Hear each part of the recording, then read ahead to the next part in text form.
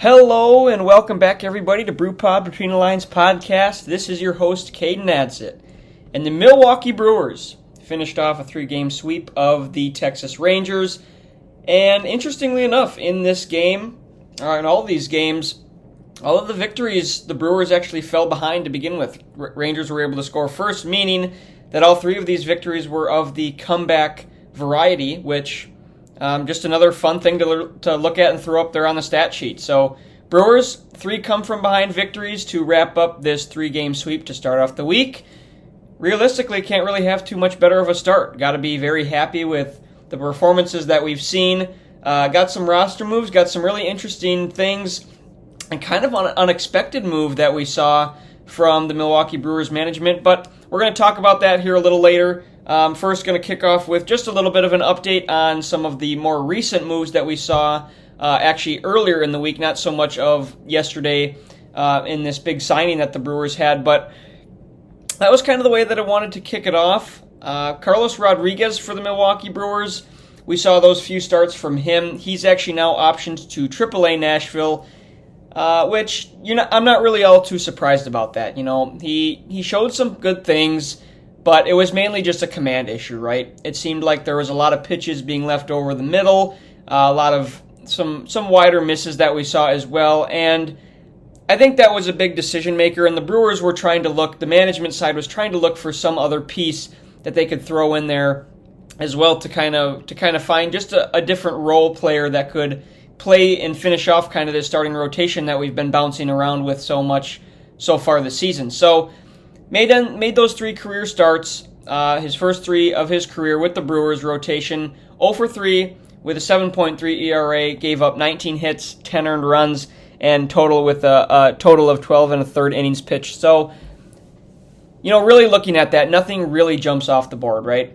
There's not really anything that is super positive, but at the same time, I don't think there's anything super poor about this. There were a couple innings where he just seemed to kind of lose command. There were a couple of those starts where he actually started out pretty well, had a couple of good first couple innings, and then it seemed like that transition into the second time through the batting order is where he kind of seemed to lose some of the energy maybe, and just the hitters getting learning what he was able to throw on that first rotation through. So that might have been a part of it, but I think Rodriguez is certainly a guy that we're going to see back here at some point, even this season. I think that he's got potential stuff to be successful in the major leagues, but I think this is just like some of the other guys that we've seen, right? Tobias Myers, when he came up, we saw a little bit of a struggle from him as well, and now he's pitching phenomenally. So maybe this AAA stint is exactly what he's going to need. Maybe we won't see too much from him for the remainder of the year. It's really hard to say. Kind of depends on how he performs, obviously, in AAA Nashville. So it's going to be interesting to keep an eye on that, keep an eye on some of the stats, and I'll try and provide some of what we see from him. And I talked about this in the last one, but he you hope that it's not going to be a scenario like Aaron Ashby, where he came up, had a good start for Ashby, and now he's been pretty atrocious, to be honest. I know I shared those stats the last time around with some of those outings that he's had against the in the AAA Nashville and just against those other AAA teams. So it just hasn't really been very positive, consistent outings for Ashby, and hopefully Rodriguez is able to do some of that and actually have some success down at the AAA level, because it would be nice to see him come back at some point, maybe add a little bit of depth, and just to be another option in there for the starting rotation, considering the injuries that we've dealt with. Which, speaking of which, looking at this transaction list, Joe Ross, we saw him transferred to the 60-day injured list with that lower back strain. Haven't really heard too much of what's been going on with that, other than the fact that it's been going on for so long now. You wonder if it's something more serious or just the fact that it's not healing on its own. Maybe it's just a scenario where he needs a lot more time. Who knows? Who's to say exactly right now? But obviously not really a great scenario there. Looks like just today we also got Oliver Dunn was placed on the 10-day injured list, listed as retroactive.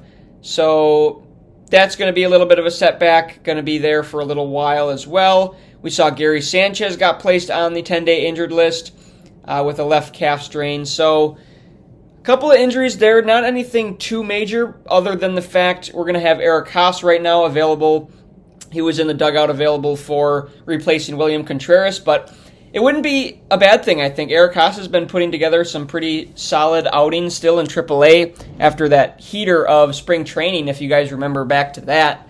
So I don't think it would be a bad thing at some point maybe to sprinkle in William Contreras in the DH. Give Eric Haas a chance. Let him be able to display some of his stuff.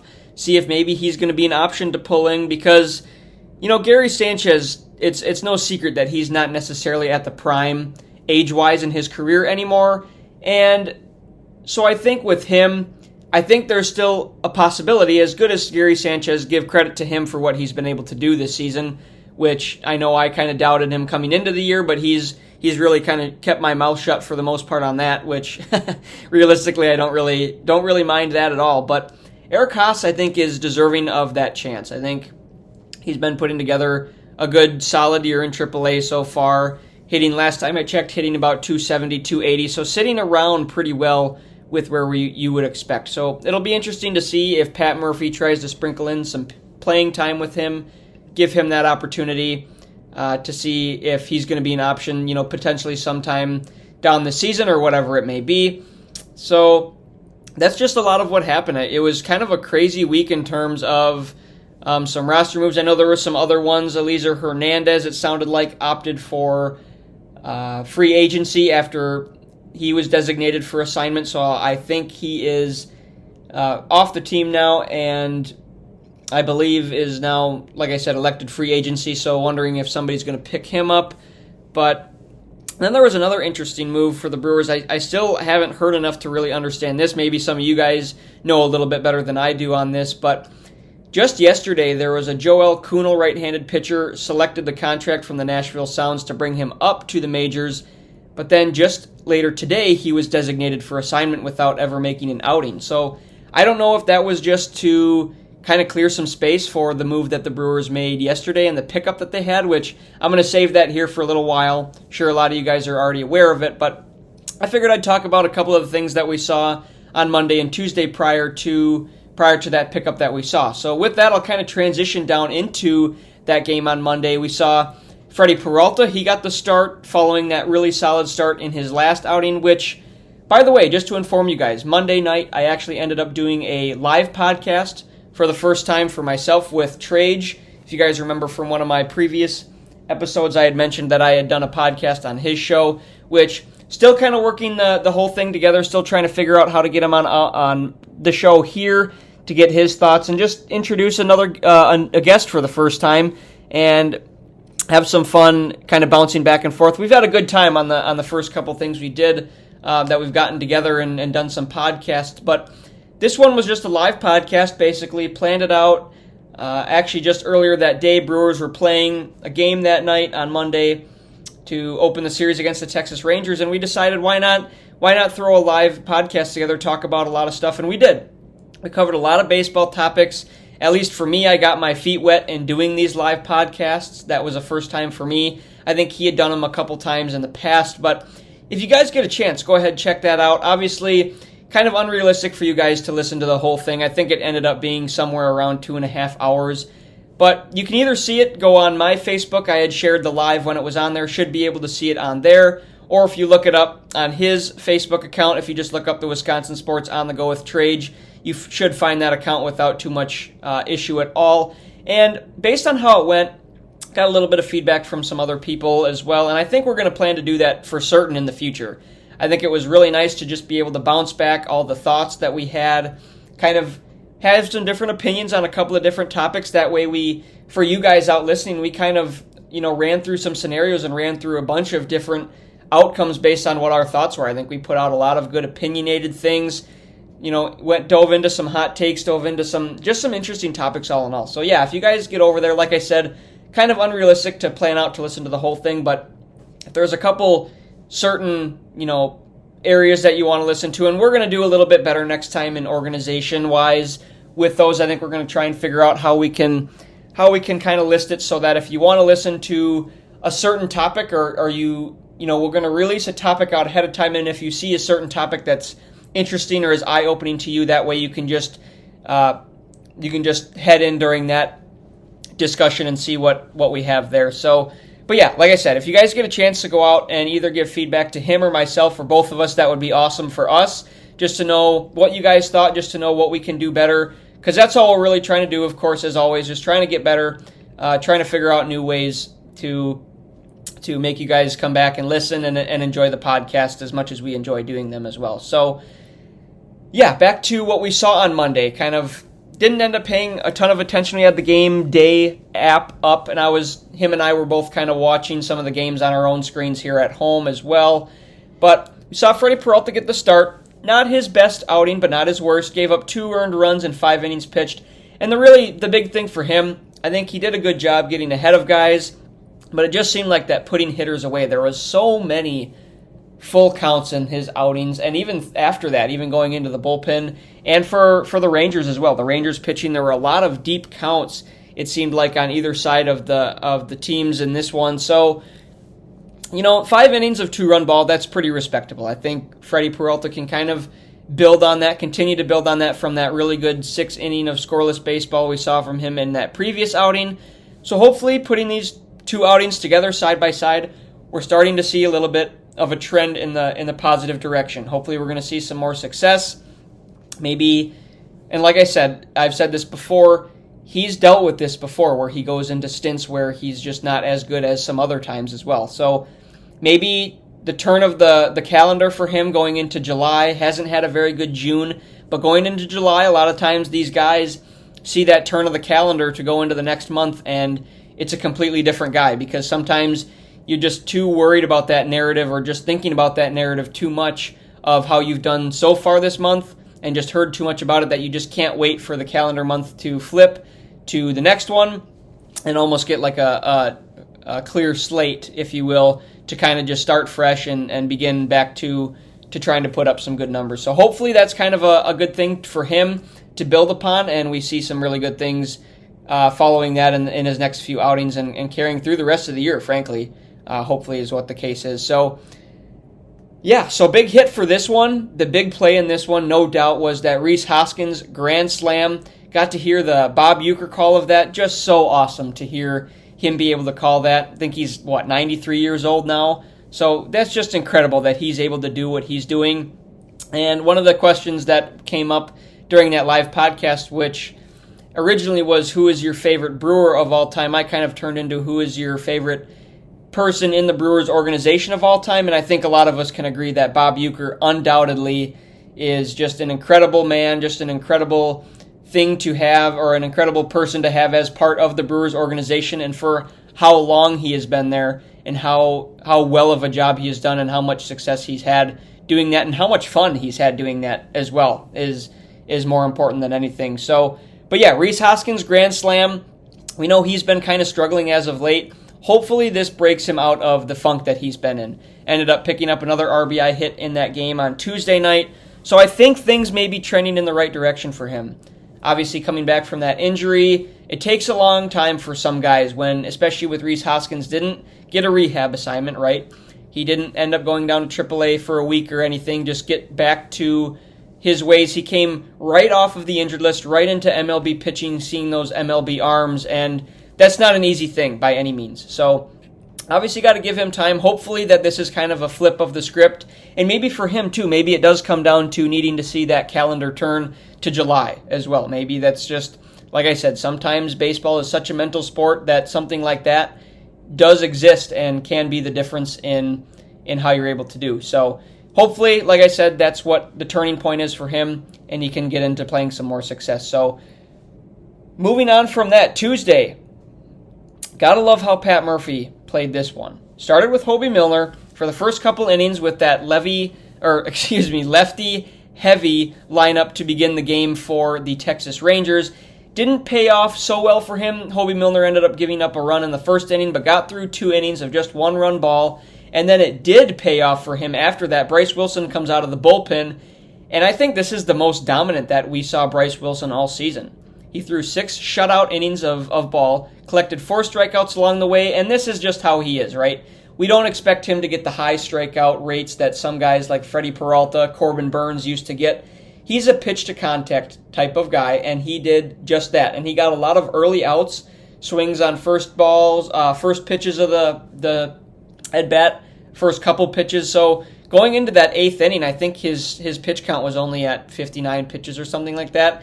Ended up having to lumber a little bit more through that 8th inning, but realistically, and I think Pat Murphy was thinking about this hardly. I think it was close because Bryce Wilson, in between that top of the 8th and the bottom, or while the bottom of the 8th was going on, it looked like Bryce Wilson was about to come back in to pitch the 9th. But Elvis Peguero had been warming up the inning before. About halfway through the bottom of the 8th, he got back up, and eventually Elvis Peguero came in for the save situation. But realistically, Pat Murphy probably could have rode with Bryce Wilson based on how he was pitching. Granted, there was the part of the lineup in Adolis Garcia. I think Corey Seager might have been actually leading off that inning. It was going through the heart of the order. So rightfully so, not a bad idea to get a guy that throws a little bit more power, especially for Bryce Wilson. You look at the stats. Third time through the lineup has been certainly the struggle bus for him. It's either that first inning or that turn of that coming into that third time through the lineup. So any of the innings kind of in between there haven't really been too much of an issue for him. It's been that first, and then once he gets to that third time through the lineup is when they start to hit him pretty well because they've seen him a couple times around and start to get a pretty good feel, along with Bryce Wilson probably starting to lose a little bit of the energy, maybe lose a little bit of the command as the game goes on. But like I said, I think this is the most dominant that we saw Bryce Wilson so far this year, and I continue to love these gutsy calls by Pat Murphy, just straight going with what he feels like for the day, looking at the lineup, flipping things around, whatever he wants to do, and it pays off. I don't know how many games we've won that are like this, that it's like when Koenig has started, I think we've probably won 3, if not all 4 of those ones that he's come out. And so it's just incredible to see how Pat Murphy plays this, and it has really worked out. And I think the intelligence that he has as a manager just to be able to even have these thoughts and be able to do this. Now, I'm sure there's some credit to Chris Hook and the pitching staff and what they're developing. I'm sure they're having these conversations of what the game plan is, what their thoughts are to do. But at the end of the day, it kind of all falls on Pat Murphy, right? If they lose, what went wrong falls on him. He's responsible for that, and he's taking responsibility for that as well. So Pat Murphy, by far, for me, has won me over as our, the new manager of the Milwaukee Brewers. And I think I speak for a lot of the fans out there when I say that he has just kind of lit the world on fire for us and put all the bad and sadness that we had when Craig Counsell left. I think a lot of us have already forgotten about that, especially looking at the standings, seeing the Cubs right down there at the bottom. So I definitely think that kind of puts that into perspective and also kind of puts that behind us. And we've already moved on from Craig Counsell and are riding the Pat Murphy train right now, no doubt. So we saw Joey Ortiz. He also added a home run in this game, which unfortunately, we'll talk about this here a little bit. I'll mention it again. Wednesday did see him end up, after a couple of at-bats, he ended up coming out of the game. So I might have missed. I think they probably talked about it at some point.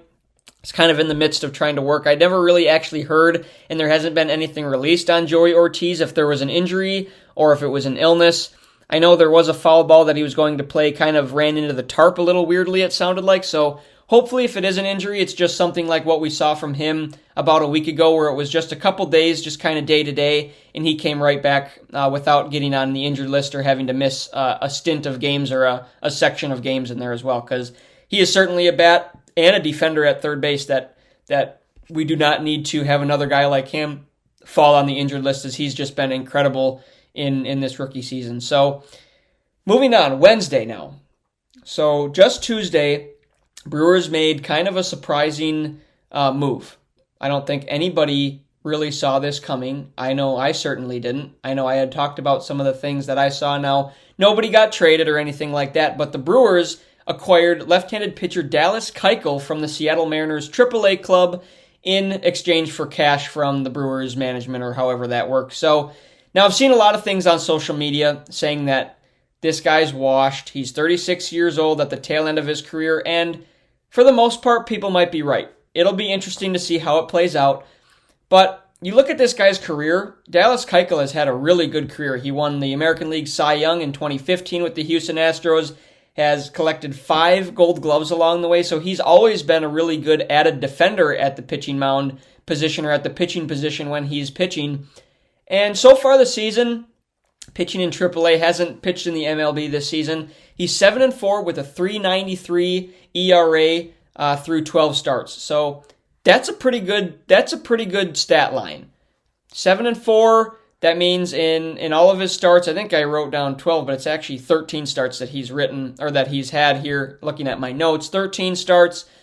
So most of his starts, he's had either been on the winning end or the losing end of that, right? He's 7-4, meaning that only 2 of those games ended up going as no decisions. And the 3.93 ERA doesn't really stick out to you as being dominant, but it's another option, and it's worth a shot. I think it's really good for the Brewers to get a left-handed pitcher in their rotation because as of the last couple weeks, they've been rolling straight with right-handed pitchers, right? Freddie Peralta, Colin Rea, Bryce Wilson, Tobias Myers, Carlos Rodriguez, all right-handed guys. So with that, in throwing in Dallas Keuchel, you're taking a shot to see if he can find what he had. Now, he's lost a little bit of velocity, but he still showed some really good command in this start that he ended up having on Wednesday for the Brewers.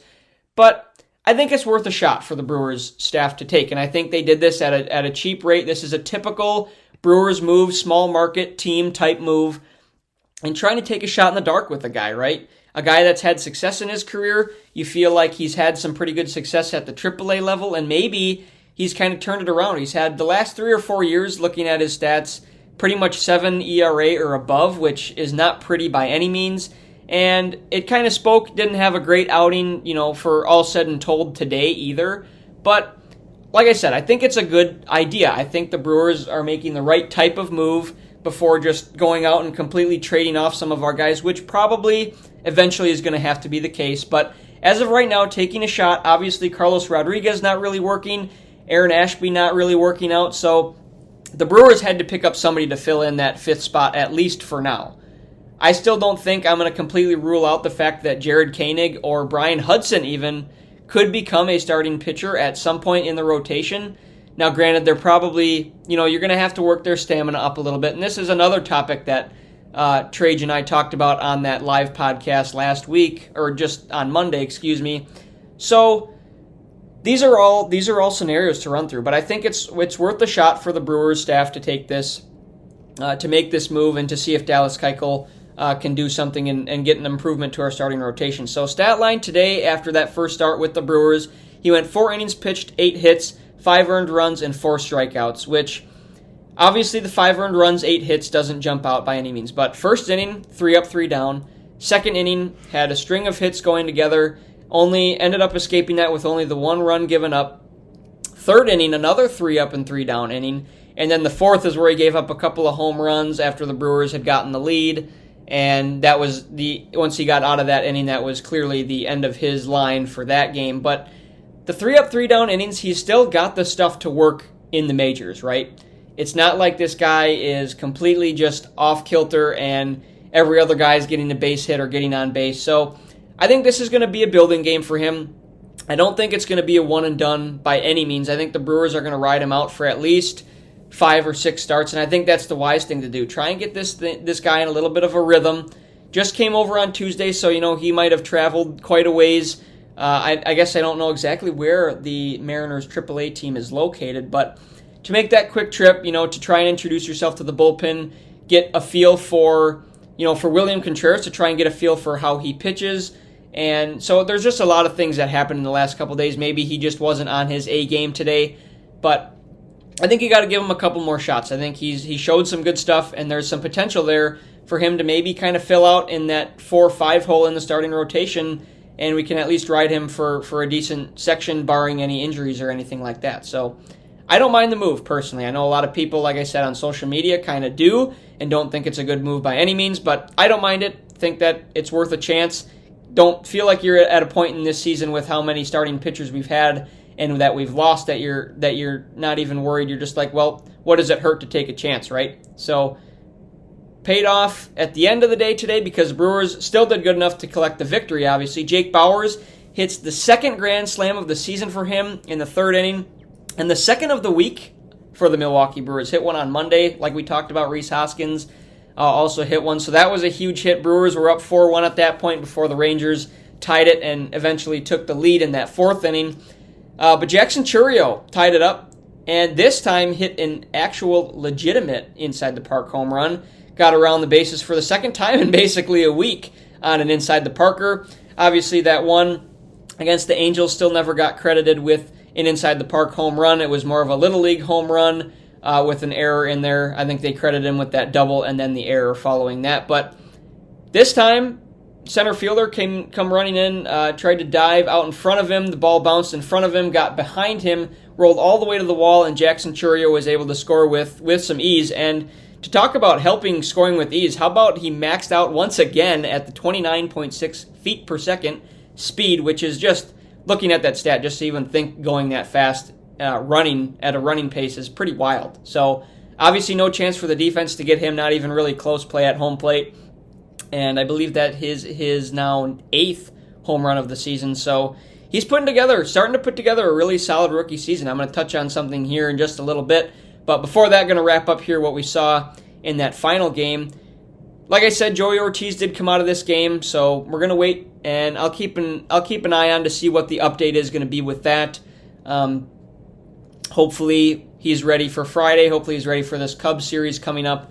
But gotta keep an eye out. Gotta see what's going to happen. And today, Pat Murphy, with the day off tomorrow on Thursday, he did not worry about what was going on. He threw everything in the kitchen sink for the bullpen today. He threw Junis for 2 innings, 2 scoreless innings, which was fantastic. Also threw Hudson, Payamps, McGill, and Koenig came in the 10th inning after this game ended up going into extras. And how about the bullpen? 6 scoreless innings, no-run baseball. So fantastic things from them. Like I said, Junis still only, I think, his second outing since he returned. We saw him once in that Padres series, so he threw a couple of scoreless outings like I mentioned. Hudson dominates as he's been dominating all of this season. Payamps a good outing. McGill a good outing. Koenig continues to impress. I think his ERA is down to 1.72 or 1.74, something like that now.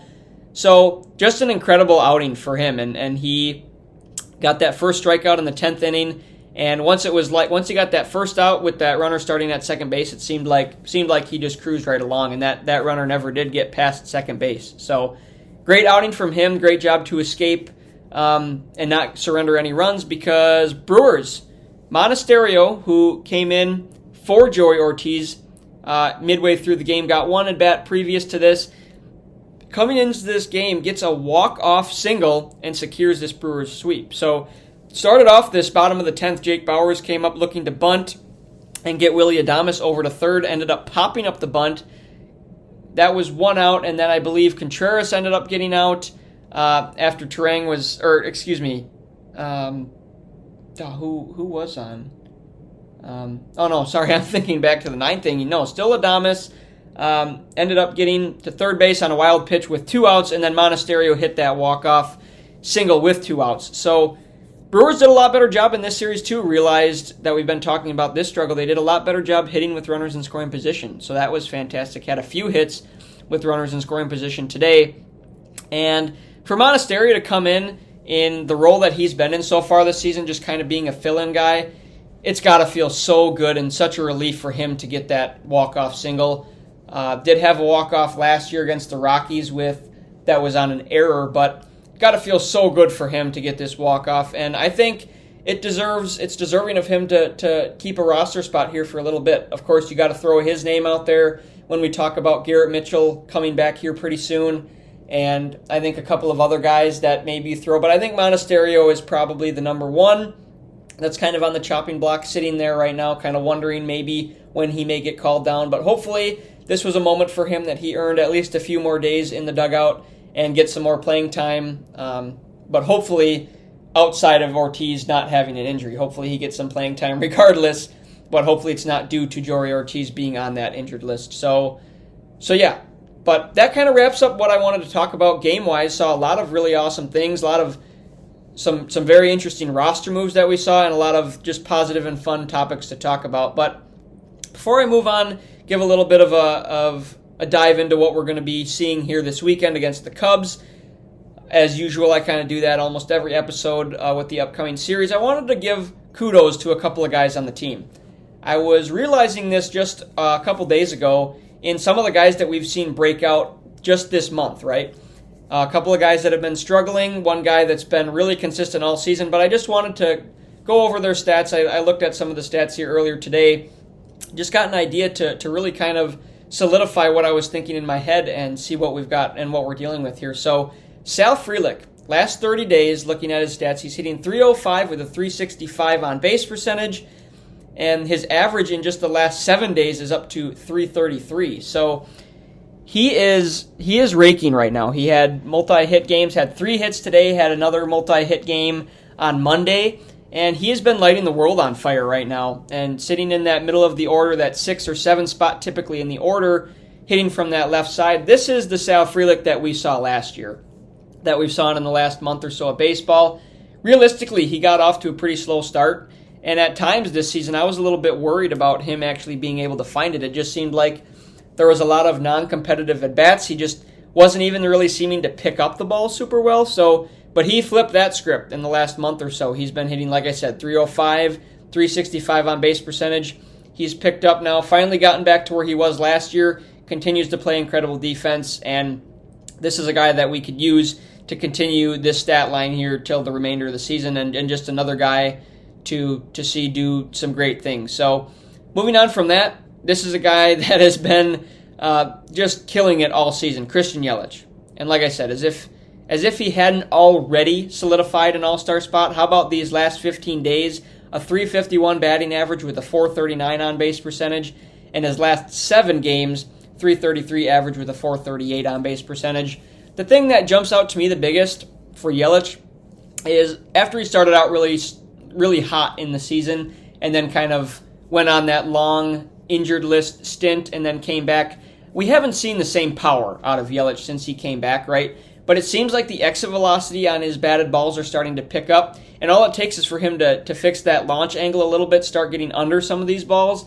And these balls, if he's hitting them 108, 109 miles per hour off the bat like he has been, those balls are going to be flying out of the stadium. I mean, you're talking about 425, 430, 440 foot home runs from Yelich, that if he can just get that launch angle up. And we've seen this from him in the past where he's always had a really good barrel to ball approach. He's always been very good at doing that, getting some hard hit rates.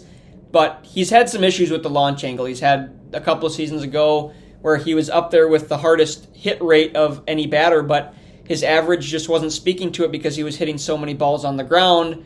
And when you hit the ball on the ground, it just tends to, there's a lot higher chance for it to result in an out, being hit right at somebody. Or you can hit a ball really hard, 100 miles an hour, but if you have a very low launch angle and you're hitting it right into the ground, I mean, whether or not how hard you hit it, as soon as it bounces a couple times, I mean, it loses that heat of that exit velocity that you had off the bat. So, but he's raking, and he's continuing solidifying that all-star spot. He's been doing an excellent job with that, so hopefully he's able to continue that, and I don't see any stopping this. He just seems to have that natural feel for the swing and just such a good approach to the ball every time he's at bat. So, last guy that I want to give credit to, and I know I talked about this, I told everybody to give him some time because we saw this in AAA. If you really look at his stats, the month of May was not very good. Month of April was okay in AAA last year. And we saw that this year, right? We saw April, towards the end of April, he was struggling basically all the way through May. He had a couple of breakout games, but for the most part, he was struggling. Jackson Chourio. Last 15 games, .311 batting average with a .373 on-base percentage and .489 slugging percentage. And last 7 games, a .350 average with a .550 slugging. So the slugging speaks to the power and the extra base hits that he's been able to put through. Obviously, the couple of inside the park home runs have helped. I guess only the one, counting that the one didn't actually count as an inside the parker, but had a home run in that other section as well. So those last 15 games. So he's really starting to put together a strong rookie season for just being 20 years old, right? And I think his approach with the way that he's been able to develop, and even a lot of the outs that he had in this series in the last couple days, especially every time he was up at the plate, he was hitting the ball hard. It just, some of those resulted in lineouts right at an outfielder or ground ball that didn't find a hole or whatever. So he's had some really good at-bats and some really consistent at-bats as well that have been some really strong at-bats. So I think he's fixed whatever issue he had to begin with in the season, and we've even seen him be able to catch up to the high fastball. And I think it all comes from just getting into a rhythm of playing at the major league level, right? There's definitely an adjustment period with seeing major league pitching. I mean, there's a reason that these guys are all professionals and they're all very good at what they do. So Jackson Chourio, at such a young age, he's got to develop, he's got to adjust to everything that he sees. And for him to be doing that at 20 years old and still to be almost through the month of June now and looking at his stats those last 15 games, 311, he's doing well. He's starting to pick it up and he's starting to figure things out in a short period of time, which for a guy that young, I think can only speak to how good he's going to end up being potentially in the future. So I think it's a bright spot for the Brewers to have Jackson Chourio as a part of this franchise for a while, to sign that big contract. I think realistically it's going to work out nicely for them. So just wanted to give him some credit. Really nice thing to see from him. So yeah, so to wrap up the episode here, we got Cubbies coming into town for the second time and final time in 2024 to come into town at American Family Field. Friday, we're going to have a matchup, Colin Rea versus Jameson Taillon. Going to see Taillon for, I believe it's the third time this season. Have seen him in every series so far. Saturday, it's going to be Tobias Myers versus Javier Assad. And then to wrap up the series on Sunday, we'll see Freddie Peralta go up against Justin Steele. So I think we're going to see some really good matchups. Probably going to be some more low-scoring games. Hopefully Colin Rea is able to continue his hot ways pitching on the mound. And yeah, I think there's going to be some really good matchups through the series. I could see, like I said, a lot of low-scoring affairs. You might get a couple of runs early or something like that, and that might be it, especially against Justin Steele. Seems like whenever that guy settles in, if you're going to get to him, it's going to be in that first inning. And once he settles in, unless he just happens to have an off game, you're pretty stuck there with putting up some goose eggs on the board, I think, on offense. So hopefully the Brewers are able to get to him early. And besides that Imanaga start, realistically have still struggled against Cubs pitchers. You think about after that Imanaga start, obviously that kind of shut down that whole narrative, but I think it was, 4 or 5 starts in a row where the Brewers had no runs against the Cubs pitching to start the season. They didn't score a single run against the starting pitching in Chicago and then didn't score a run against Justin Steele in Milwaukee either. So it's kind of crazy to think that hopefully the Brewers obviously don't do that again. Brewers offense is able to get to some of these guys, but that's pretty crazy to have that continued success. Cubs right now continue just not to play well. They're at the bottom of the division right now in the Central. So just not having a good time, having a lot of issues bullpen-wise, and then having a lot of issues on offense, having a lot of issues closing out games bullpen, and then just having issues putting runs up on the board on offense. So, but speaking of National League standings, in the Central, Brewers now back to a 6.5 game lead in the division, so playing pretty solid baseball. And today was the 81st game of the season, so we're officially at that halfway mark of 2024 for that season, and Cardinals did lose earlier today against the Braves. They ended up getting rained out yesterday, so they actually just started their doubleheader, the second game of the day here, just a little while ago. So we'll keep an eye on that and see where that ends. So Brewers will either have a 6-game or potentially a 7-game lead if the Cardinals lose lead in the division. So at this point in the season, halfway through, you got to be pretty happy with that outcome, having that big of a lead. So, and then, like I said before, the one thing that sticks out to me about this Brewers team, 25-12 home record. And that's just incredible. They got another sweep here, had that sweep against the Chicago White Sox, took 3 out of 4 against the Cubs, and they are just dominating at home. And obviously the records show that. And I was kind of looking, I was curious to see what the success rate was of all these, what comparing to other teams, what their records were at home. And one thing really stuck out to me is that all the division leaders in the league right now are killing it at home.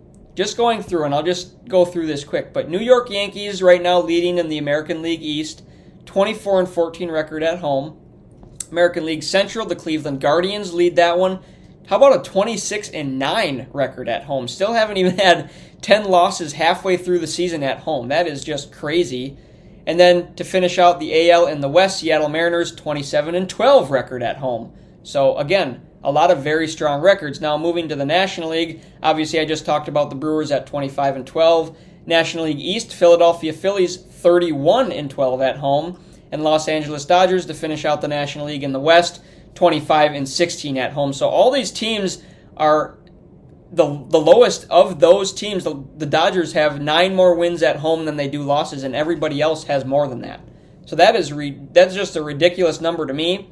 Brewers now have won 4 games in a row as well, so that's looking pretty good. But it was just interesting to me to see that all the teams that have had success at home generally have a lead in the division right now. So seems to speak some truth when you're playing good at home. Brewers only a couple games over 500 on the road. Would like to see that number kind of jump up a little bit, but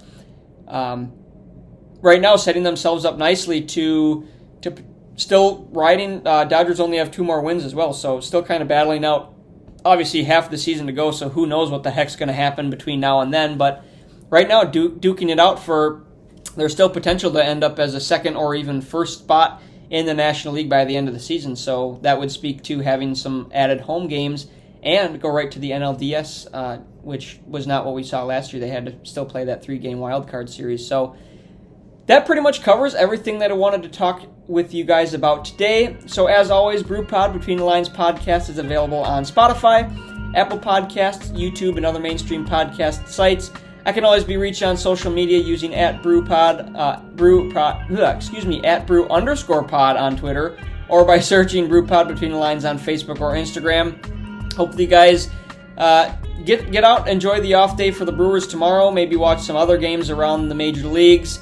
Try and spend some time outside. It's been really nice. I know there was kind of some crappy weather that came through Monday night, but for the first time most of the week we've had some really consistent nice weather, and that's been a really nice thing to have. So with that, we will see you guys next time. Talk to you soon, and of course, go Brewers.